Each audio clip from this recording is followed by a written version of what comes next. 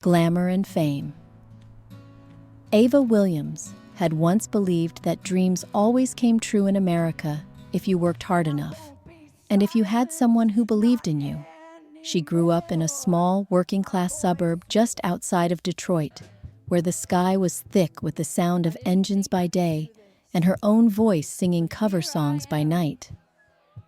While her classmates scribbled in yearbooks or mapped out college plans, Ava poured herself into music, performing at dimly lit coffee houses and open mic nights, determined to be heard beyond the borders of her hometown. Her big break came almost out of nowhere, at an amateur talent contest in downtown Chicago, where the audience's roar was eclipsed only by the sharp, businesslike eye of Rachel Carter. Rachel, a savvy young talent manager making a name for herself in the fiercely competitive music industry, saw past Ava's thrift store outfit and trembling hands. She heard the raw emotion behind every note Ava sang and recognized potential ready to ignite. Rachel approached Ava backstage with a smile equal parts warmth and ambition. "You've got something special," she said, "and together, the world's going to know it." With those words, Rachel didn't just offer to manage Ava's career. She offered her an escape, a shot at the life she'd always imagined. Soon, Rachel became much more: a manager, a mentor, and a surrogate sister, all wrapped up in one. In the months that followed, Rachel's relentless drive matched Ava's talent. Recordings were arranged, social media profiles were crafted to perfection, and Ava was gently but strategically steered through the labyrinth of industry networking events. Their partnership was a force to be reckoned with, Ava's passion and vulnerability, balanced by Rachel's confidence and calculated moves. Rachel's guidance opened doors that had been permanently closed to girls like Ava before. Studio sessions with Grammy-winning producers, brand deals, magazine covers, and nationwide tours. Ava's rise felt meteoric. Her debut single shot up the charts, her voice blaring from car radios in every state. The spotlight followed her everywhere: award shows, exclusive after-parties in LA mansions, adoring fans waiting for hours just to see her smile.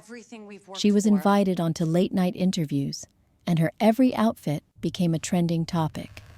Yet, for all the accolades and confetti showers, it was those quiet moments, late-night phone calls with Rachel, laughter in green rooms, shoulders squeezed before a big show, that made her feel truly alive.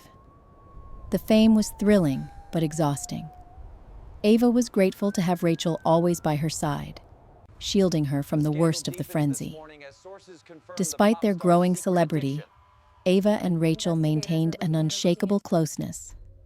The tabloids painted their relationship in glowing terms: America's sweethearts, the pop star, and her power manager.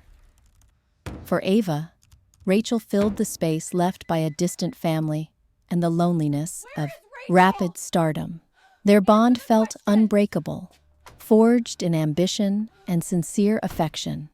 But beneath the sparkling veneer of award show gowns, Instagram likes, and sold-out arenas, the music industry quietly demanded sacrifices. Ava found herself constantly jet-lagged, rehearsing until her voice was hoarse. At times, she wondered what her life had been before the flashing lights and velvet ropes. Still, she pushed forward, determined not to let Rachel down or waste the chance fate had handed her. As Chapter 1 closes, Ava stands center stage under blazing spotlights, the applause of thousands washing over her in waves. She believes she's on top of the world, her trust in Rachel absolute, and her gratitude sincere. Little does she know, behind the scenes, the seeds of something far darker are already being sown, setting the stage for a descent neither of them could have anticipated. Shadows beneath the glamour. The first warning signs came so quietly, they were almost invisible against the glare of Hollywood lights. In the beginning, Ava was eager to follow Rachel's guidance. She owed her career, after all, to Rachel's bold faith and strategic genius. But as opportunities multiplied, so did the demands. Press interviews were stacked one after another without pause. Weeks blurred together between photo shoots, songwriting sessions, and performances in cities she barely remembered. Rachel's voice became a constant in her ear. "You can rest when you're number one. The spotlight is so fickle, Ava." What once felt like mentorship soon edged into control. Rachel insisted on vetting every professional opportunity, contracts, collaborations, even the charities Ava could publicly support. She justified each decision as brand protection, but the conversation thread started to shift. "Don't meet with that producer. He'll just waste your time. We're turning down this endorsement. It doesn't fit your image, trust me." Ava, exhausted and struggling to keep up with the pace, gave her trust. What else could she do? The tabloids and her fans saw a dazzling, effortless rise. Only Ava privately felt as if her life was being dictated script by script. Behind the scenes, Rachel began restricting access. Old friends and family members calling to check on Ava suddenly found their messages missed or their requests for tickets lost in the shuffle. Rachel assured her, "You'll see them once things slow down. Right now, you don't need distractions." The words sounded caring, but the isolation crept in all the same. Ava sometimes scrolled through her contacts in the dead of night, wondering why it felt so impossible to call anyone but Rachel. Financial decisions, too, slipped beyond Ava's grasp. Rachel's assistant managed her accounts and scheduled payments. Any questions were met with reassuring, impatient responses. "Don't worry. Focus on your music. I'm making sure you're protected from bad deals." At first, Ava agreed it was just part of having a team, but she started to notice the tension when she'd ask for details. Once, Ava jokingly suggested spending a night out with friends, and Rachel's response came like a scolding. "You don't have time for that. Think of how it would look if the press caught you out partying right now." There were times when Rachel's protectiveness grew sharper, her tone edged with a warning Ava couldn't quite name. Arguments, rare at first, became more frequent. Any sign of Ava's independent will, be it a creative suggestion or a wish for a break, was met with cold logic, guilt-tripping, or quiet threats about throwing away everything we've worked for. Even Rachel's presence at small, intimate gatherings felt like surveillance, her eyes flicking over every conversation, every potential relationship. Ava's world, once alive with possibility, narrowed into a tight corridor with no doors. She began feeling a strange mix of gratitude and discomfort, loving Rachel for her dedication, but bristling at the invisible fence that seemed to grow tighter each day. Yet, guilt gnawed at her whenever suspicion arose. After all, how could she distrust the person who'd saved her from obscurity and given her the world? As time passed, the relentless pace and Rachel's constant oversight began to take a toll on Ava's spirit. Her dreams, once bold and bright, started to blur at the edges.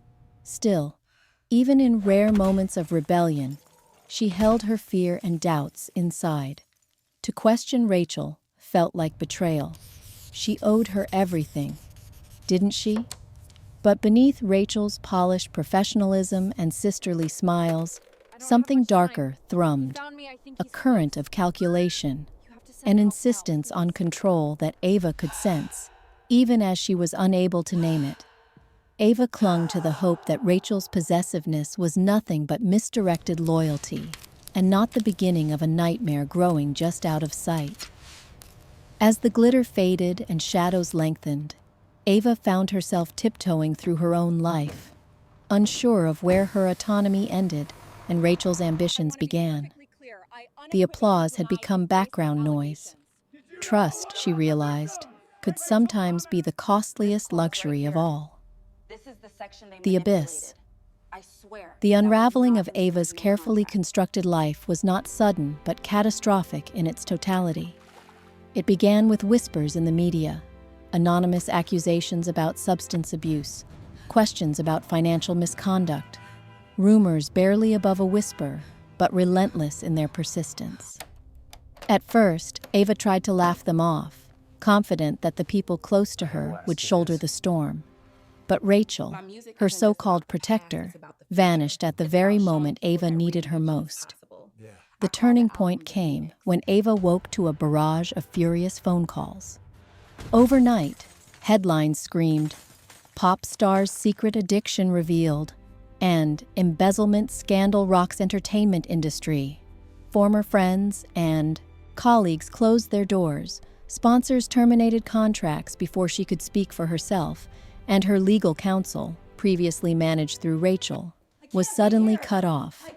Ava's face, once a symbol of American success, became a meme for disgrace across every major social network. Ava's first instinct was to find Rachel, the one person who'd always stood by her. But every call and message went unanswered.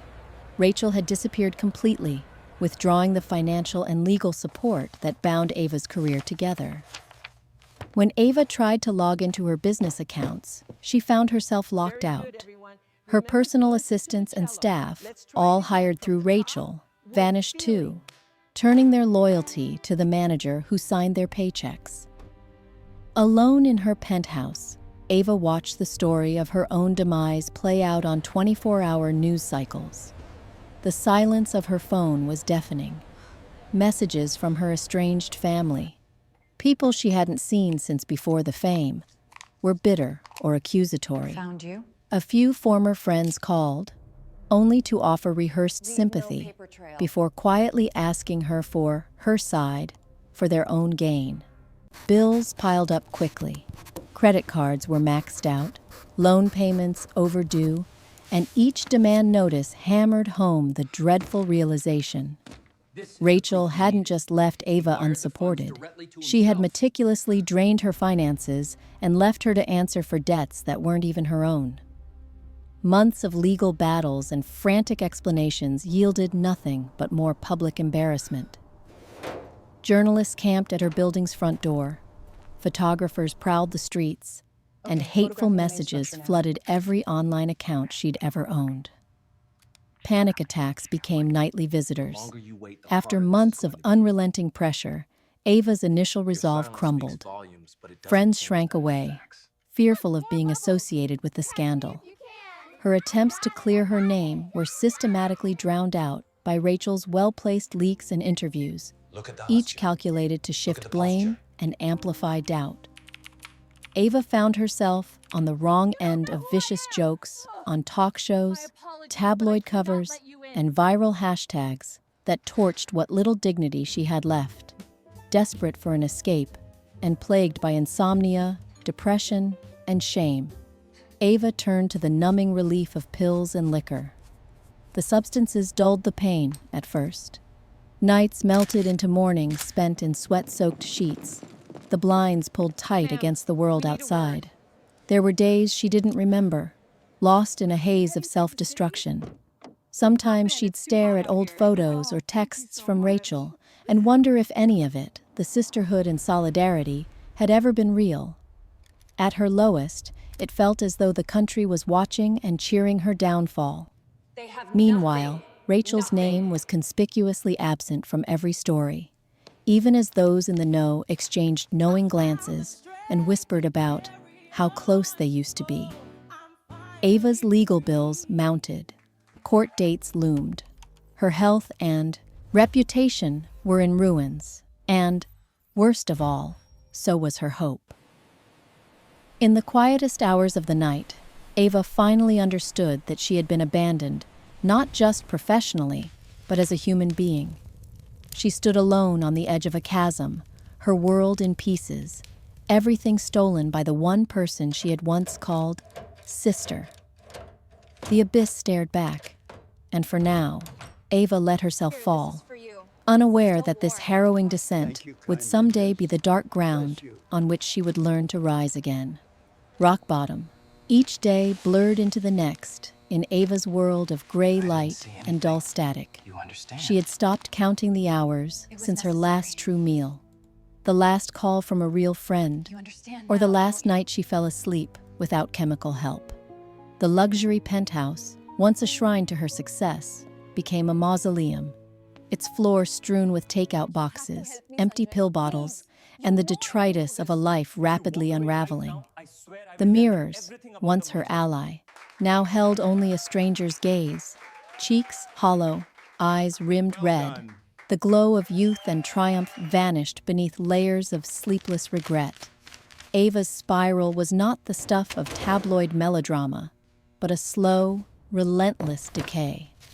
She stopped answering her phone altogether, dreading the sharp, pitying voices of lawyers, creditors, and distant relatives, hoping for a final, gory chapter to her once glittering story. Nightmares and waking terrors became indistinguishable. Between the numbing cocktails of prescription meds and cheap liquor, whole days vanished. The persistent ache in her chest, part anxiety, part heartbreak, part withdrawal, became her only constant companion. It wasn't that Ava didn't notice her decline. In her rare, lucid moments, shame and disbelief crashed over her. How far she had fallen. There had been a time, not long ago, when entire stadiums had sung her lyrics in unison, drowning out every doubt in her soul. Now, her only audience was the building doorman, who watched her trips outside with growing concern, and the tabloid photographers who sometimes staked out the curb like vultures. Her encounters with the world beyond her door were humiliating. A quick run for groceries, something she would have sent an assistant to do months before, left her mortified when she realized she'd forgotten her wallet. Trembling in line as whispers circled around her hunched shoulders. Is that really her? Did you see what's happened to Ava Williams? She left empty-handed, unable to meet anyone's eyes, the shame burning a hole in her chest. Inside her apartment, the walls seemed to close in day after day. The mail became a daily onslaught.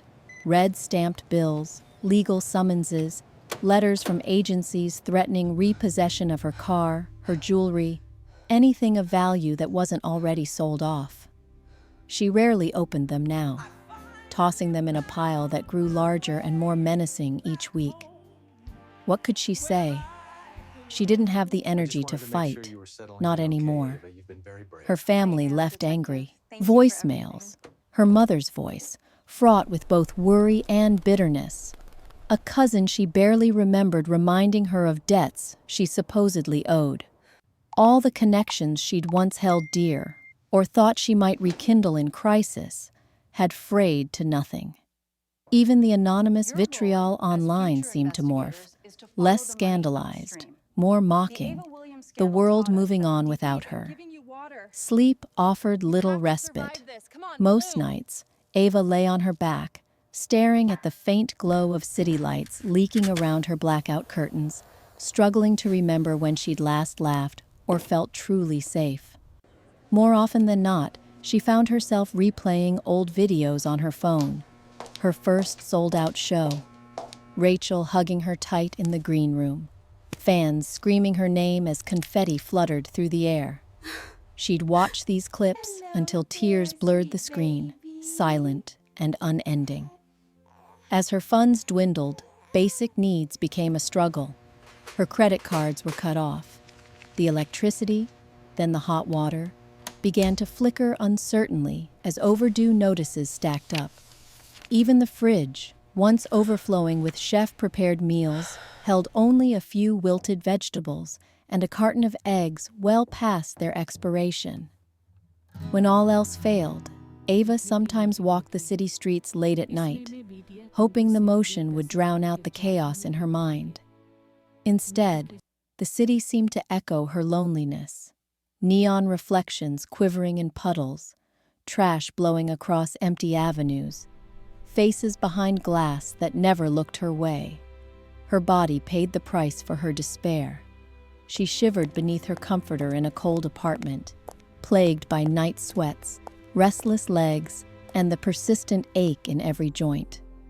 Some mornings, she woke to find her hands shaking uncontrollably, her mouth dry as cotton, and her head throbbing as if a storm had passed through her skull. She barely ate, and some days forgot what hunger was. Ava's lowest moments came in waves. She would sit on her balcony, the city sprawling beneath her like a pulsing, indifferent organism, and count the reasons to keep holding on. Sometimes, the list was painfully short. There was no family left to lean on, no friends who hadn't turned away, and no career, only a legacy twisted into a punchline. On more than one occasion, she thought of stepping off into the air, letting gravity finish what her despair had started. But always, something stopped her. Never hope, not at first, but a stubborn, guttering instinct for survival. A memory of the crowd's roar, the echo of her own voice singing about resilience. Even the ghost of Rachel's encouragement, now so cruelly twisted, would ring in her ears with a hint of its old comfort. You're stronger than they think. Her turning point came in the most unexpected of places. On a rain-soaked Thursday, desperate for warmth and company, Ava wandered into a seedy downtown bar, a far cry from the champagne-soaked lounges she had frequented just a year before. She slouched in a corner booth, nursing a bourbon and ignoring sidelong glances from the few late-night patrons. As the hours wore on, her solitary drinking blurred into a haze. At some point, her trembling fingers fumbled a glass, sending it crashing to the sticky floor and shattering beneath the tables. A man at the bar barked a cruel laugh. "Hey, superstar, looks like you can't even hold a drink anymore." His words, slurred with sarcasm, cut deeper than she expected. Ava felt a sudden, burning humiliation, an awareness of how she had become exactly what the world expected, a washed-up, broken has-been, drowning at the bottom of a glass. She stumbled to the restroom and locked herself inside, gripping the sink so tightly her knuckles faded to white. The overhead light flickered, bathing her in harsh fluorescence. She stared into the mirror, really stared, for the first time in months. Her reflection was gaunt, haunted, the imprint of every bad choice written across her face. For the first time, anger, sharp and clear, broke through her numbness, eclipsing her shame. How did I let it get this far, she thought, jaw set in hard resolve. She saw, with fierce clarity, the path Rachel had led her down, but also the ways she had been complicit, letting fear and exhaustion silence her when she needed to speak up. Tears slid down her cheeks, but her sobs were edged with something unfamiliar, a stuttering pulse of defiance. It was then, the lowest, quietest hour before dawn, that Ava understood that the only person who could save her now was herself. She rinsed her face, gathered her purse, and stumbled outside into the icy air, head bare to the rain. For the first time, she did not shrink from the cold or curse the world's indifference. She turned her face up, letting the drops sting her skin, reminding herself she was still alive, still able to feel something other than grief. That night, gathering the rags of her willpower, Ava made the first, trembling call for help, a 12-step hotline, her voice wobbling as she introduced herself by name, not as a star, not as a victim, but simply as a woman who needed help. The person on the other end listened quietly and offered no judgment, only gentle encouragement to keep showing up for herself, 1 minute and 1 day at a time. In the days that followed, Ava started to assemble the first pieces of a plan. Small, almost laughable goals at first. Get out of bed, take a shower, find something to eat. She wrote the steps down in shaky handwriting and taped them to her mirror. Every day, she crossed off a task, no matter how simple. She avoided the liquor cabinet, flushed the last of her pills, and braced herself for what she knew would be a brutal, wrenching process. It was agonizing and lonely. Withdrawal churned through her body. Depression and terror sat heavy on her shoulders. But Ava persisted, held aloft by the faint but growing realization that if she wanted to survive, she could not stay at the bottom forever. Each morning's light through her window became a stubborn promise. She was not finished, not yet. And somewhere, behind the exhaustion and heartache, Ava felt the first glimmer of something new. Not hope, not quite, but the possibility of it.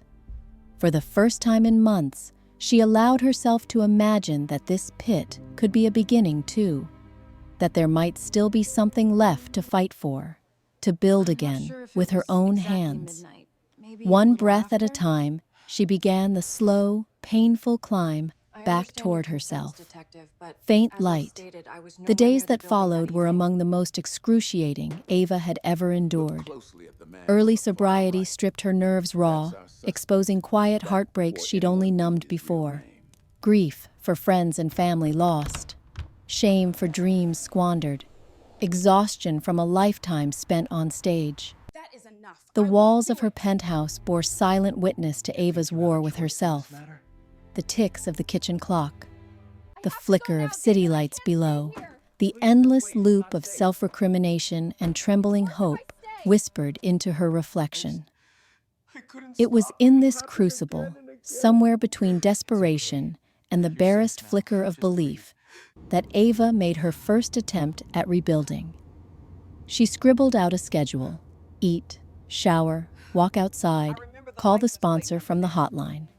Small steps, almost ridiculously basic, but each one hard-won. Withdrawal was brutal. Pounding headaches, cold sweats, surges of anxiety that made her skin crawl. Yet every completed item on her list became a tiny spark, a testament that something inside her still fought to live. Her world, for now, was nearly empty. Gone were the assistants, the stylists, the handlers who once curated every moment of her day. Now it was up to Ava to fill the hours, to rediscover pieces of herself left behind in hotel rooms and dressing rooms across the country. She started sleeping with her curtains open, letting the sunrise force her from bed. She wandered the neighborhood at odd hours, clutching coffee from the corner bodega, eyes hidden behind large sunglasses that felt less like armor and more like a mask of shame.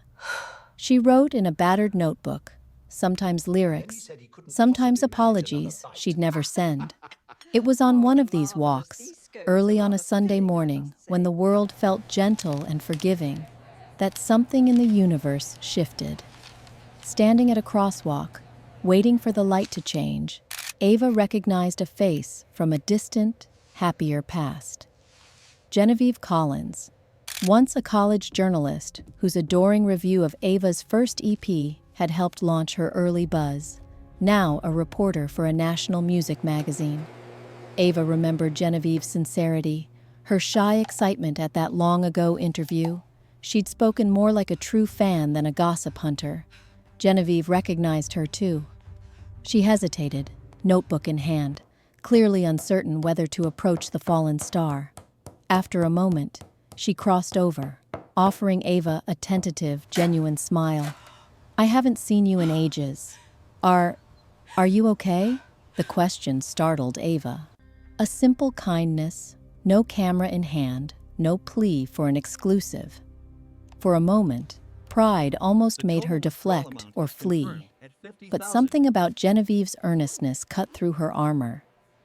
"Not really," Ava admitted, her voice rough from days of silence. "But I'm trying." That first conversation was small. Awkward questions, awkward answers, nothing intimate. But Genevieve wrote her number on a napkin before she left, saying quietly, "If you ever want to talk, or just want a friendly face, here's how to reach me." Ava tucked the napkin into her back pocket, uncertain whether she would ever use it. Within days, though, the impulse came. Loneliness edged out embarrassment. Ava dialed Genevieve's number, her voice shaking as she asked if they could meet again. No publicity, just coffee. Genevieve readily agreed, and a tentative companionship began to form. Their coffee shop meetings became something of a ritual. Over steaming mugs, Ava confessed in increments how empty she'd felt, even at the top, how easy it had been to surrender choices to Rachel, how lost she'd become when stardom dissolved beneath scandal and silence. Unlike others, Genevieve never asked for quotes or juicy details. She just listened, sometimes offering a reassuring word, sometimes simply sitting in the aching quiet beside Ava, unafraid of her sorrow.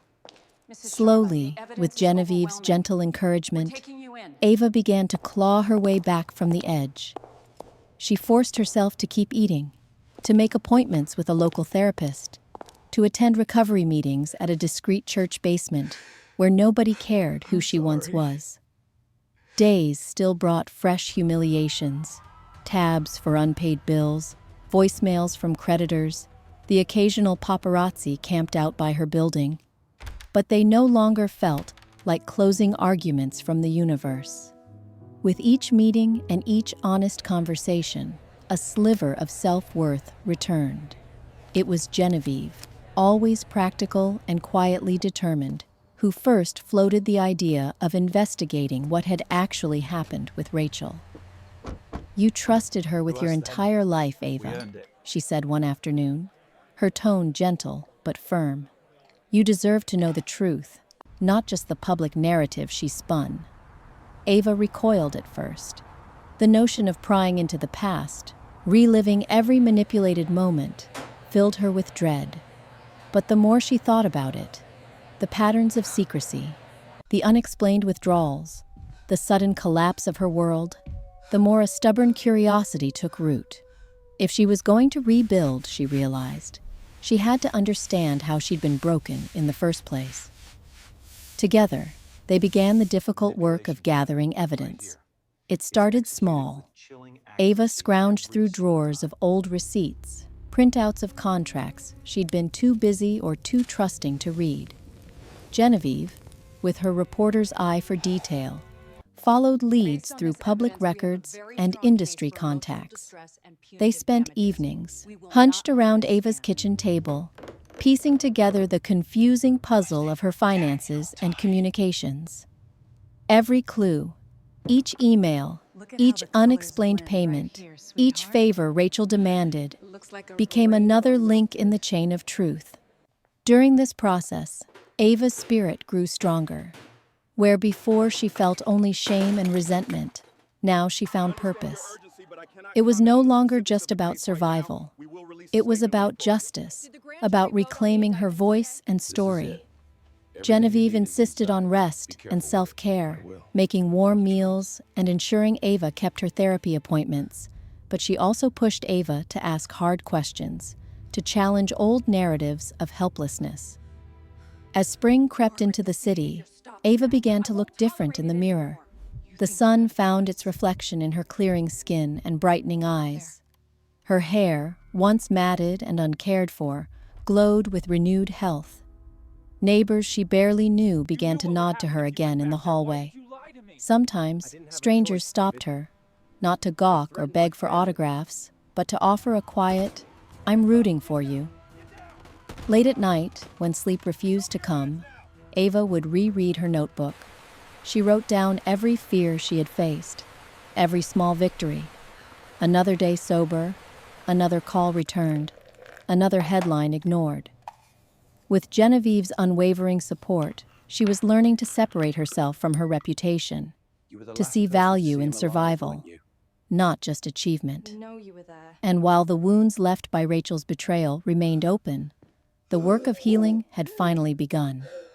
They both knew the investigation would not be easy. Rachel was clever and vindictive, with connections still loyal to her. There would be setbacks, threats, and probably public backlash if they went public. But for the first time in a long time, Ava welcomed the challenge. She was building something new, brick by fragile brick. A sense of agency, a network of support, the possibility of redemption. The faint light at the end of Ava's tunnel was far from blinding, but it was enough to follow. Guided by friendship, honesty, and a gathering resolve, she prepared herself to step back into the world, not as the pop idol built by others, but as a woman carving her own path through the darkness. And with Genevieve by her side, she no longer feared what shadows might remain. The dawn, for the first time in months, felt possible. The truth revealed. The chill of spring faded as Ava and Genevieve pressed further into the tangled forest of Rachel's betrayal. If the first glimmers of recovery had come slowly, the search for truth took on its own momentum. A pulse of purpose running beneath every conversation, every late-night session hunched over receipts and laptop screens. Some days, the hunt felt pointless. Rachel Carter was still an industry heavyweight, with her hands in too many pockets and her name scrubbed from every damning receipt. Those closest to Rachel either shut their doors or delivered polite, blank denials when Genevieve reached out as a journalist. Yet neither woman was deterred. Patience, Genevieve reminded Ava, was as much a weapon as any exposé. They would build their case one irrefutable brick at a time. Ava began each morning with a routine: breakfast, exercise, a mandatory walk. Then joined Genevieve at her kitchen table, stacks of documents between them, faded contracts, cryptic bank statements, and smartphone screenshots. They mapped out money trails with painstaking care, drawing timelines that stretched from Ava's first recording session to the very day Rachel disappeared. Each thread felt fragile, at risk of snapping under the weight of so much lost time. But Genevieve's reporter's mind caught patterns that had previously slipped past Ava in a blur of fame and exhaustion. One morning, after hours spent combing through old emails, Genevieve found a string of communications between Rachel and an obscure foreign shell company. The name matched a line on a bank statement, a 5-figure payment disguised as a consulting fee. But there was no consulting. It linked directly back to the account Rachel used to pay herself bonuses from Ava's earnings. "This is embezzlement. Classic, but well hidden," Genevieve said quietly, eyes narrowed as she highlighted the transaction. "It's the first domino. We're getting close." Heartened, they scrolled further, uncovering more forged documents, fake invoices for travel expenses that had nothing to do with Ava, charity donations that vanished into untraceable accounts, and a hastily edited contract that transferred partial rights to Ava's music to a shell company owned by Rachel's cousin. But financial clues were only half the story. For years, Rachel had been a gatekeeper in Ava's personal life, intercepting messages and sidelining anyone she saw as a distraction. Now, through relentless digging, Genevieve recovered WhatsApp chat archives from a synced tablet. In one, a former publicist admitted to being paid to leak rumors that sabotaged Ava's friendships, just as her career was peaking. "Rachel wanted total loyalty," the publicist wrote, explaining her guilt in hindsight. "I'm sorry, Ava. I truly am." This revelation was more wrenching than the theft.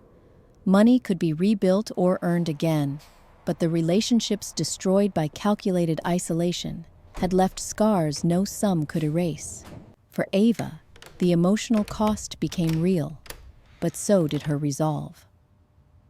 With Genevieve's encouragement, Ava decided to meet with an independent lawyer, one specializing in entertainment law and victim restitution. The first meeting was daunting. Ava was terrified of being dismissed as another fallen celebrity blaming others.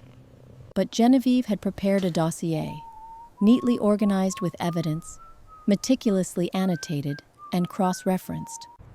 The lawyer, Alexis Park, listened intently as the women presented their case, occasionally breaking her silence with pointed questions. When the presentation ended, Alexis looked Ava in the eye. "This is damning evidence, but Rachel is smart. She'll fight tooth and nail if threatened. If you want justice, You have to be prepared for this fight to get ugly. Are you willing?" Ava felt the weight of it, but memory of her darkest nights, alone, lied to, at the mercy of a woman she'd once loved as family, brought a sturdiness to her voice that surprised even herself. "Yes," she said, "I don't just want my name cleared. I need the truth to come out for everyone she's ever hurt." With the lawyer's help, they escalated their investigation. Alexis brought in a forensic accountant. Together, they traced complex webs of transactions, confirming Rachel's pattern of fraud went far beyond Ava. There were whispers of similar abuses against other young clients.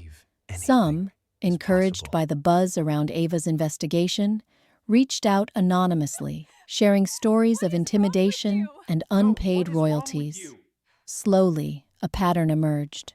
Rachel groomed young talent, isolated them from their support systems, and siphoned off their earnings while keeping public focus on her clients' success. The mounting evidence became too substantial to ignore. Ava and Genevieve debated their next steps. Should they go straight to the police and risk the story being buried in months of slow-moving bureaucracy? Or should they leak their findings to the press, forcing the industry's hand but inviting backlash and personal scrutiny? Ava, bolstered by Genevieve's faith and her own growing sense of agency, decided to do both. First, their legal team filed a formal complaint with law enforcement, presenting a binder of evidence and signed witness statements. At the same time, Genevieve, with Ava's blessing, reached out to several high-profile journalists she trusted, people who valued integrity over sensation. The consequences were immediate and seismic. By the end of the week, news outlets headlined the explosive allegations. Rachel Carter, superstar maker or master manipulator, scrolled across every entertainment website and talk show. The world that had once mocked Ava in her downfall now buzzed with speculation, sympathy, and outrage. Other victims emerged, some anonymous, some empowered by Ava's brave public testimony, to add their voices to the growing investigation. Rachel, for her part, remained silent at first. Her carefully curated social media presence went dark. Rumors flew about her whereabouts. Some claimed she'd fled the country, others that she was lawyering up and preparing her own counterattack. But, for the first time, Rachel Carter's name was coupled with shame rather than praise. The floodgates had opened. For days, Ava's apartment became a war room, conference calls with lawyers, interviews with legitimate journalists, and endless counseling sessions to help her navigate the emotional fallout. The strain was immense. In quiet moments, the trauma Rachel had inflicted still whispered in Ava's ear, reminding her of all she had lost. But something new grew too, the simple dignity of telling the truth and refusing to let her story end in silence and shame. In one cathartic moment, Ava deleted the last saved photos of her and Rachel from her phone, letting go not just of a friendship, but of a fantasy. She would never be the wide-eyed girl who believed every promise again, but she also would never again be so easy to silence. The first chapters of Rachel's exposure were ugly. There were online trolls, threatening messages, and even some old acquaintances who tried to cast doubt on Ava's motives. But most responses were those of support, especially from other women in music, some famous, some unknown, who thanked Ava for breaking the silence. As the chapter closed, an exhausted, wary, but unbowed Ava watched the city come to life from her window, the skyline bathed in dawn's tentative light. The truth, at last, belonged to her, and for the first time, she felt she'd steered her story rather than having it scripted by others. Regardless of what came next, she had pulled herself from the shadows, determined never to fall so low again. The prologue to her reckoning was over. The fight for justice and for her future had truly begun. The first blow of revenge. The snowfall returned to Los Angeles in curious metaphor, a rare cold edge to the city, just as Ava's story was breaking the ice on Rachel's many secrets. For weeks, headlines had danced with speculation. But now, armed with irrefutable proof and a new sense of urgency, Ava and her team prepared to strike the first real blow. This wasn't just about clearing her name anymore. It was about accountability for herself, for the other artists who were too afraid or too broken to fight, and for an industry that had made monsters out of ambition. The formal criminal complaint had gone public only days before, and the press had barely recovered from the initial shock. An avalanche of interviews and exposés flooded the media, searing Rachel Carter's name into the national discourse. Public sympathy began to swing toward Ava, painting her not as a failed starlet, but as a survivor taking on the dark underbelly of fame. But all the swirl of legal motions and media spin meant little to Ava until she faced Rachel herself, live and unfiltered. The opportunity came with an invitation from Primetime Unplugged, a high-profile evening news show renowned for pulling no punches. They wanted Ava and Rachel together for a direct televised conversation, a ratings grab maybe, but a chance for Ava to reclaim her voice on her own terms. The prospect sent a chill of terror down her spine, but also a pulse of defiance. There would be no scripts, no handlers, nowhere for Rachel to hide when the cameras rolled. During the days leading up to the showdown, her small apartment was transformed into a war room. Genevieve pressed her on possible angles, helping her anticipate Rachel's spins. Ava's new lawyer, Alexis Park, staged mock interviews, throwing every accusation and manipulation they could dredge up. "You don't have to be perfectly composed," Alexis coached gently. "But be honest. The world has seen the worst already. If she gaslights you, let the people see her do it." When the night of the interview finally arrived, Ava felt both lighter and more exposed than she had in years. She wore no designer gown, just a tailored black suit, simple jewelry. "I'm not here for a fashion spread," she told the stylist who'd offered to help. Her hands trembled as she rode the elevator to the studio's top-floor green room, but her eyes were steady. Genevieve squeezed her shoulder. "You've already endured so much worse than this," she whispered. The lights in the studio were blinding, the air charged with anticipation. Rachel was already seated at the table when Ava entered. Immaculate, her posture regal as ever, though there was a crackle of tension in her jaw. The host introduced them both, recounting the history between them in clinical detail. Meteoric rise, spectacular fall, betrayal, heartbreak, and now public reckoning. From the very first question, "Rachel, did you ever manipulate Ava's career for your own financial gain?" The tone was set. Ava could see Rachel's usual charm at work, her practiced smile and patient, patronizing tone. "I only ever wanted what was best for Ava. It pains me to see her in such distress, but I think we all know the pressures of fame can distort the truth." But this time, Ava didn't shrink.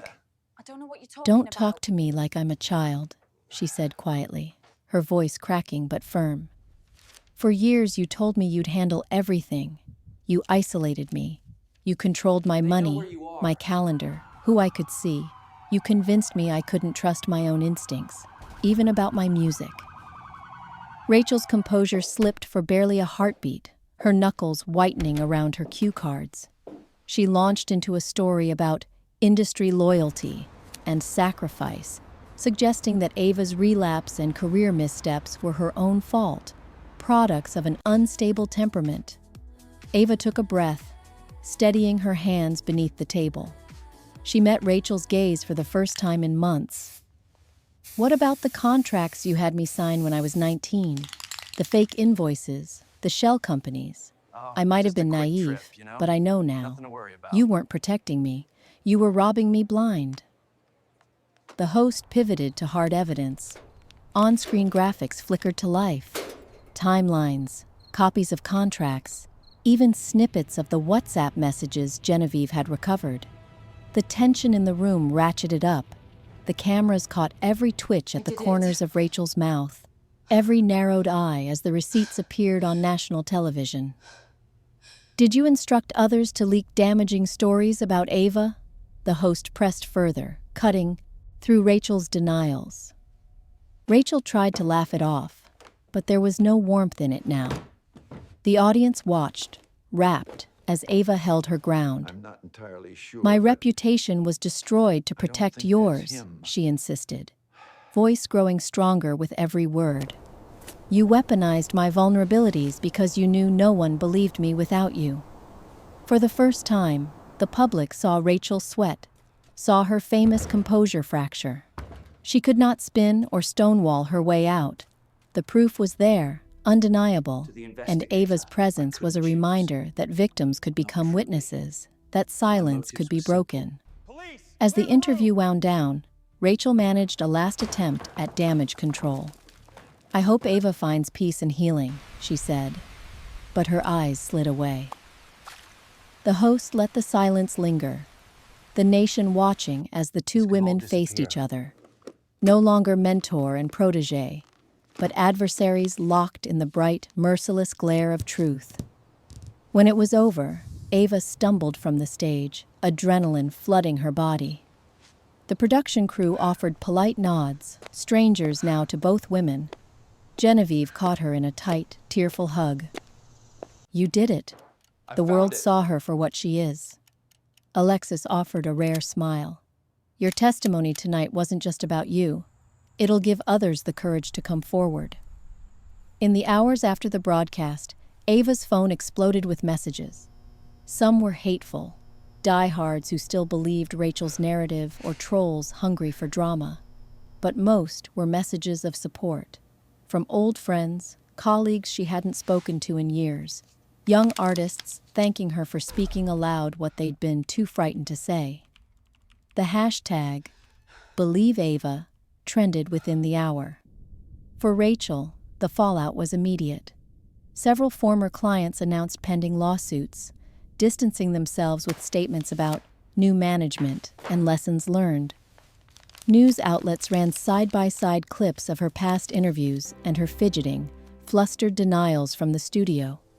Her publicist canceled all her upcoming appearances, and law enforcement agencies announced intensified investigations.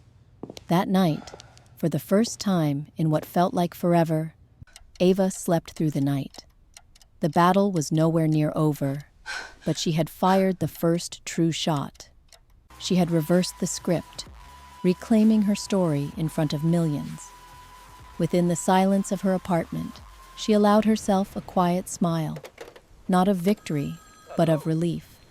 For so long, she had lived in the shadow of someone else's power. Now, at last, the world was beginning to see whose light was truly shining through. Justice comes to light. In the days following the explosive interview, the world seemed to pivot around Ava Williams.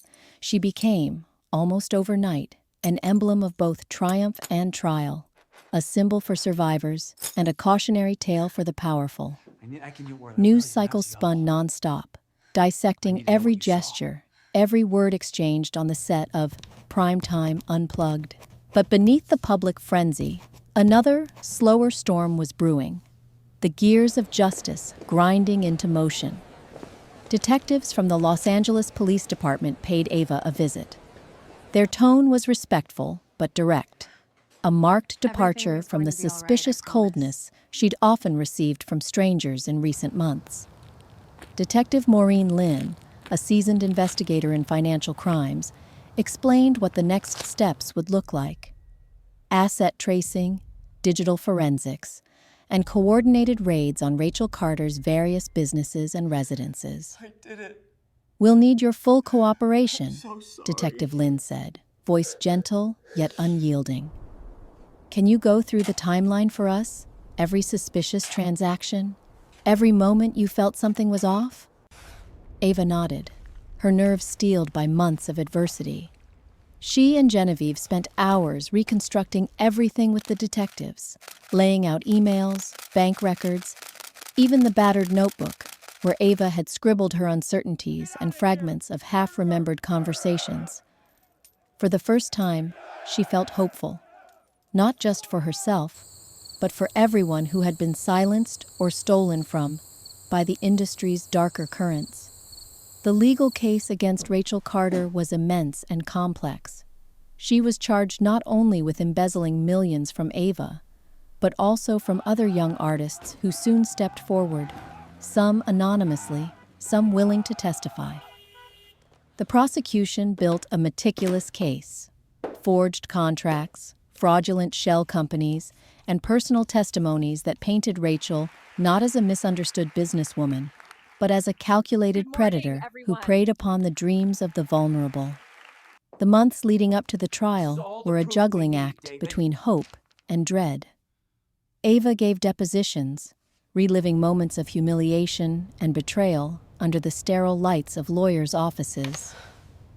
Some nights, the stress left her sleepless, haunted by doubts.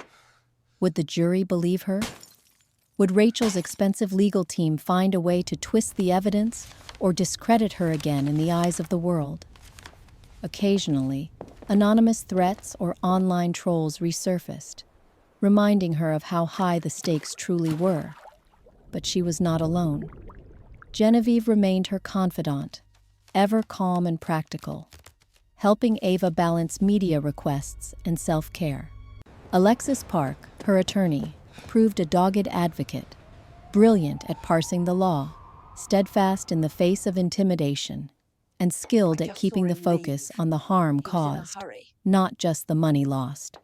Ava also reached out to other survivors, musicians, actors, even business managers from other industries who had no reason to help, except for the conviction that her case could make a difference.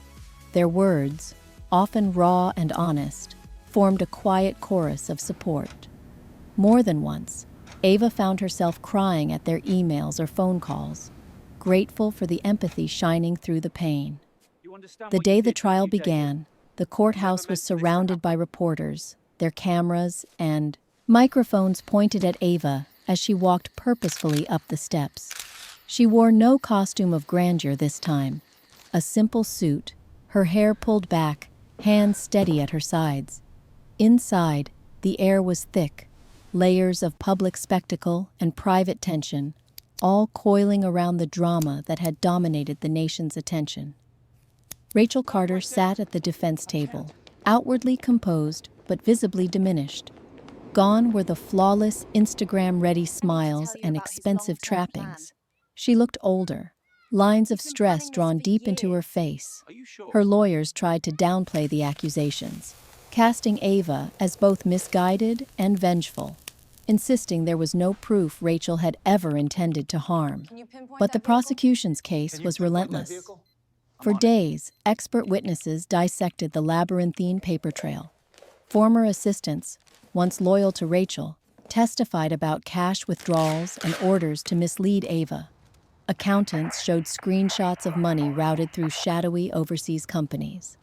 Ava took the stand herself, her voice trembling as she shared her story, but never breaking. She spoke of dreams born in Detroit, the intoxicating allure of stardom, and the slow tightening of Rachel's grip. A relationship that, for a while, had felt like family before it became a prison. Rachel herself was called to testify, and for the first time, her composure cracked beneath cross-examination. The jury was shown dozens of contracts, digital communications, and audio footage. Proof that Rachel had masterminded everything from Ava's professional isolation to orchestrated attacks on her reputation. Early on, Rachel attempted to portray herself as a scapegoat, but her explanations wilted under the accumulation of hard evidence. Public reaction outside the courthouse was overwhelming. Young artists gathered in support, holding signs or singing Ava's songs softly to passersby. Online, hashtags trended. Justice for Ava.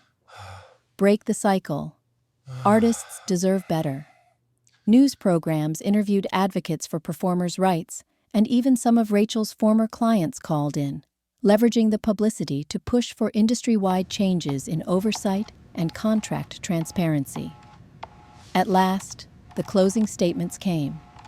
Alexis Park delivered a passionate summary, reminding the jury and the world of all that had been lost: trust, opportunity, innocence, and the very sense of self. Don't worry, everything's gonna be just "This fine. is not just a story of numbers or contracts," she said, voice ringing clear. Are you sure?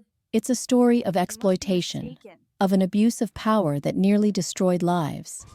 Your verdict is a message of what kind of industry, what kind of society we choose to be." Deliberations lasted 2 days. Ava tried to distract herself by going on long walks, reconnecting with old friends, and practicing music alone at her battered keyboard. Yet nothing could suppress the anxious current running beneath everything. It's a pleasure to When work the with you. verdict was delivered, the city seemed to collectively hold its breath. Guilty on all counts: embezzlement, fraud, defamation, and conspiracy to commit financial crimes.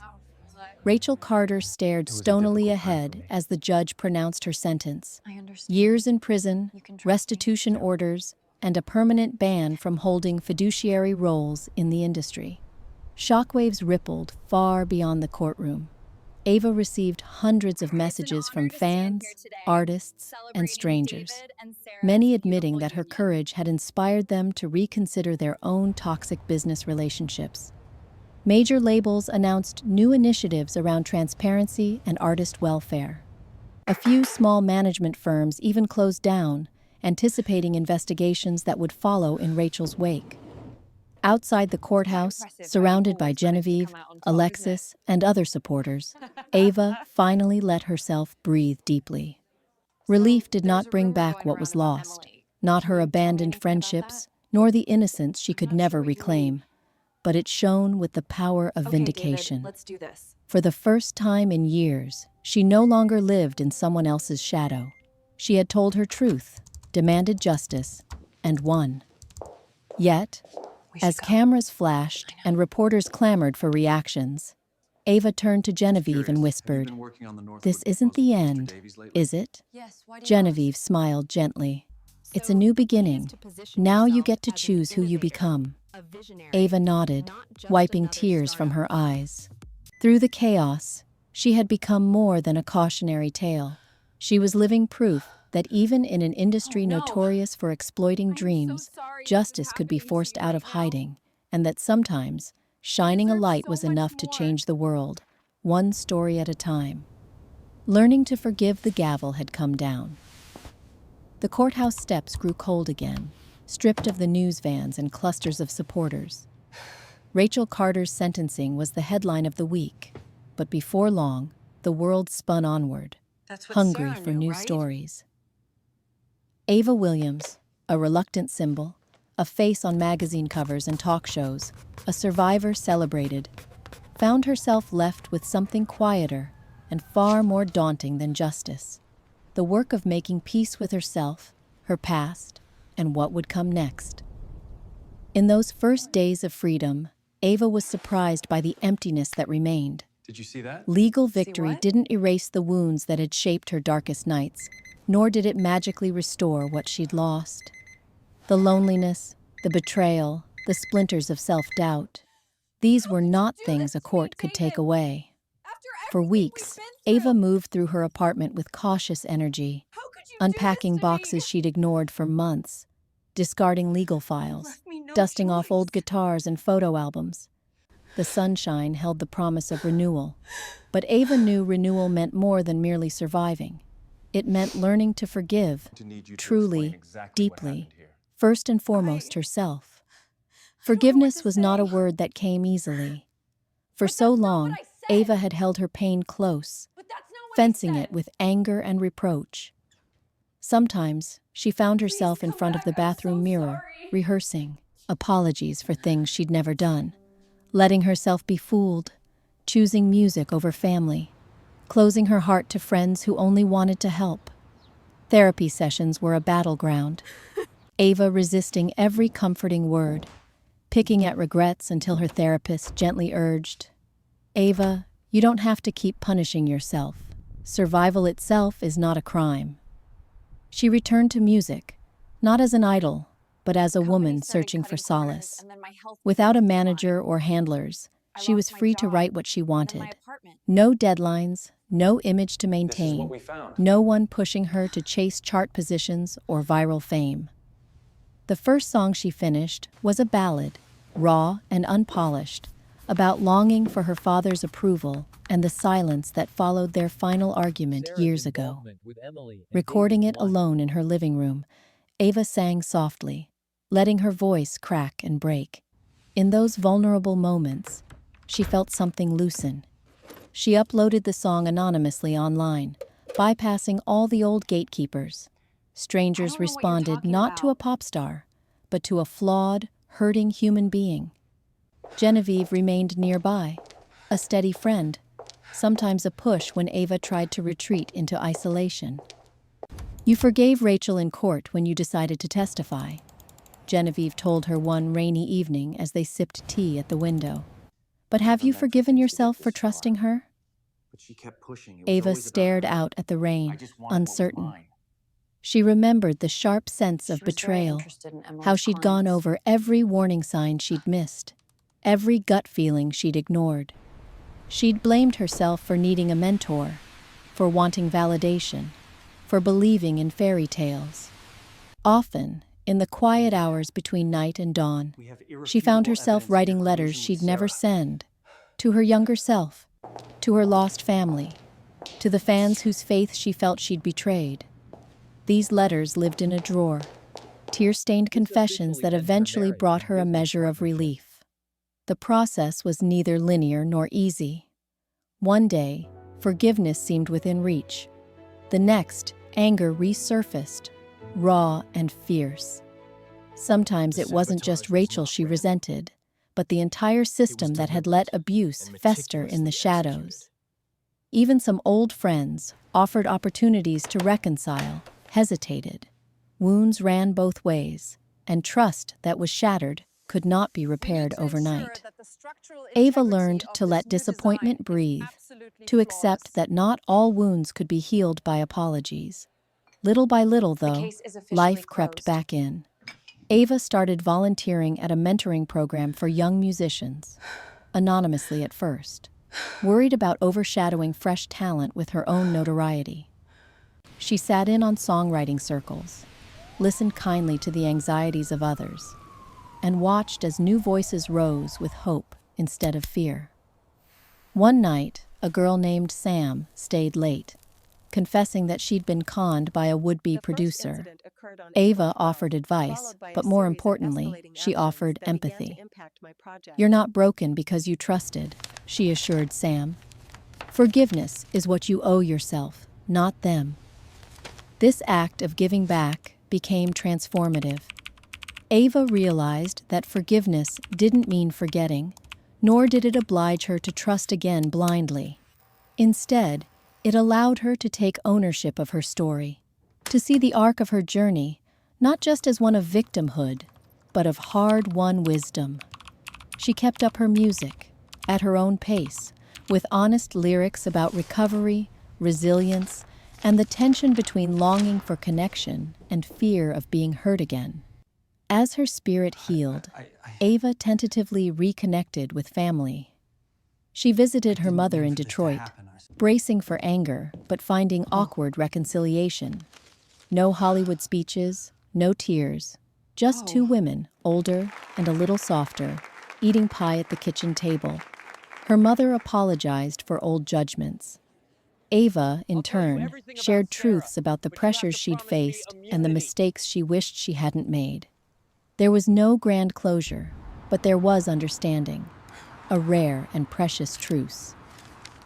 At last, Ava turned her mind to Rachel. She had spent long nights imagining what she would say if given a final conversation.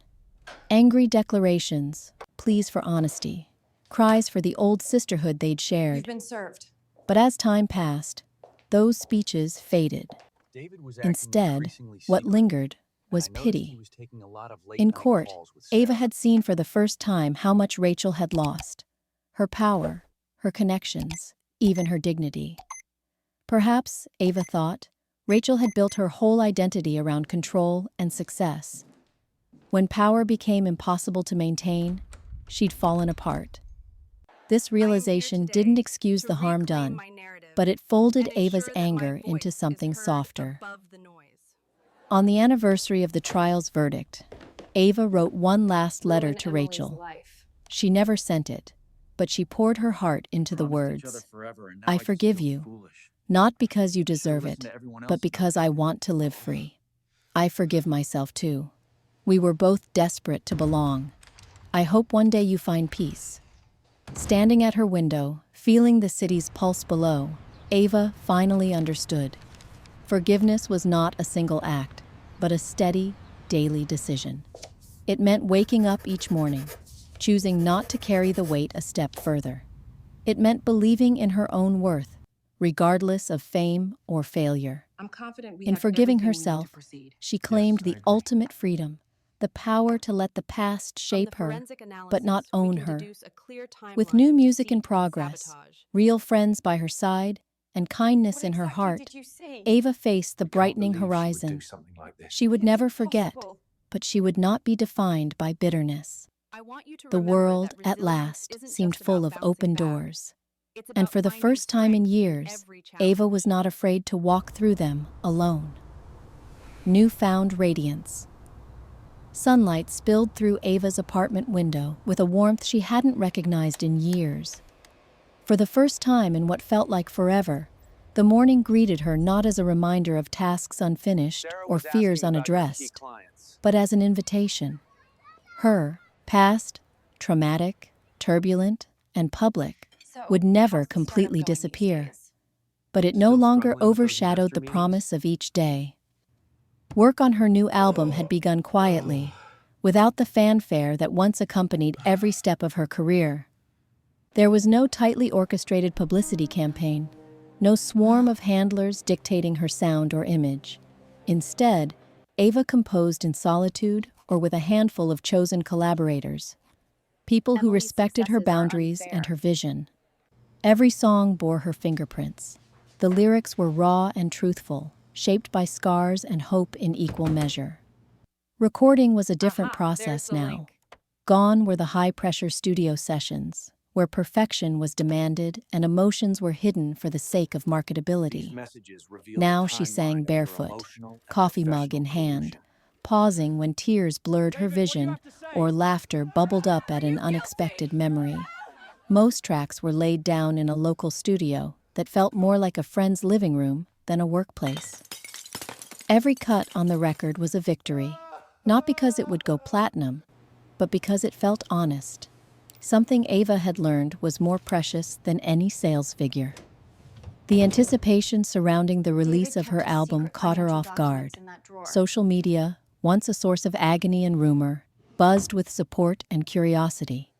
Past fans and new listeners alike speculated about her next chapter. Ava managed her own Instagram and Twitter now. Instead of polished promotional drops, she posted snippets from late-night writing sessions, photos of sunrises and city streets, and honest thoughts about recovery and letting go. The world saw not just a pop star, but a resilient woman creating art from the ashes of her old life. When the album dropped, it electrified the community, first in quiet ripples, then in a tide of testimonials. Messages flooded her inbox from strangers, grateful for lyrics that touched on heartache, forgiveness, and courage. Critics who had once written Ava off now marveled at her authenticity and depth. Reviewers praised the vulnerability of her project, calling it her most human and unfiltered work. Some tracks trended on streaming charts, but Ava cared less for chart position than for the letters from those finding solace in her melodies. But the rebirth of Ava's career was only part of her new radiance. She refused to let fame swallow her again. Determined not to repeat her own isolation, Ava became a mentor to young artists, especially those without industry connections or family support. She volunteered at arts organizations and visited community colleges, joining songwriting workshops and giving low-key performances at youth centers. She remembered standing in a drafty rehearsal space one rainy Saturday, guitar across her lap, as a nervous teenager fumbled through her lyrics. When the girl faltered, Ava smiled and shared her own story about the stage fright that never fully left, about the thrill and terror of being seen. The young singer's eyes filled with relief, seeing in Ava not a superstar, but a fellow traveler. Tell me about David's past Ava loans. cheered her on as she finished her song, sharing an embrace afterward that lingered longer in Ava's heart than any industry award. Ava's activism took root beyond the music world. She worked with charities supporting survivors of fraud, abuse, and manipulation, including those outside entertainment. She gave interviews not for gossip columns, but What is for the true advocacy nature of your outlets, relationship with speaking Sarah? openly about trauma and recovery, about legal protections for young performers, about finding Sarah. agency after loss. For every red carpet event she appeared at, there were a dozen nights spent writing grants or helping organize peer support groups. Her voice became a rallying point for others drowning in silence and shame. Meanwhile, the music industry shifted, if only slightly, in the wake of her story. Major labels began piloting No, it's mentorship really not. programs and mental health initiatives. Industry events brought panels about ethical management, transparency in contracts, and prevention of exploitation. David. Ava was often invited to speak, but she only accepted if her contributions would be more than symbolic. A challenge she relished as she settled into her new role as both artist and advocate. Some doors remained closed, but others had opened much wider.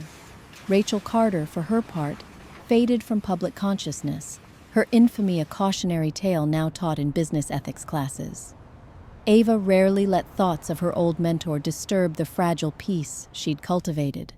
When Rachel's name surfaced in news summaries, usually in the context of industry reform or criminal sentencing, Ava found herself more reflective than angry.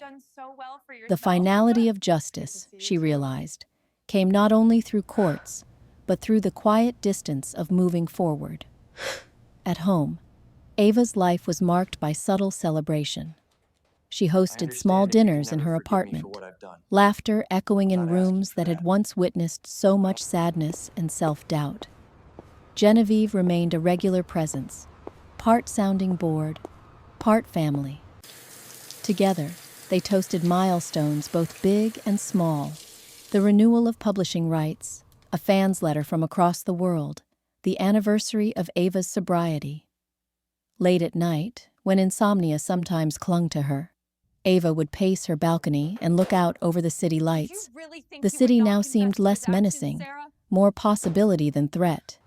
She kept a list taped to her mirror, a promise to herself: create, connect, protect, forgive, and never let fear dictate her story again. One spring evening, as the city pulsed with music from distant street festivals, Ava played a sold-out acoustic set at a beloved local venue. There were no stage effects, no extravagant costumes, just her guitar, and the hush of a crowd who had followed her through darkness and light. The applause felt less like adoration, more like solidarity, a mutual recognition of what it meant to fall and rise again. For Ava Williams, the glow of success was no longer blinding, manufactured, or lonely. It was soft and steady, a new kind of radiance. It belonged not to a persona crafted by others, but to herself, forged in vulnerability, resilience, and the choice to live with courage. She had learned that you could survive the worst and create beauty from brokenness. Every note she sang, every story she shared, shimmered with that knowledge. And as the audience rose in standing ovation, Ava did not bow. She simply smiled, lifting her head to the light, ready for what new horizons might come.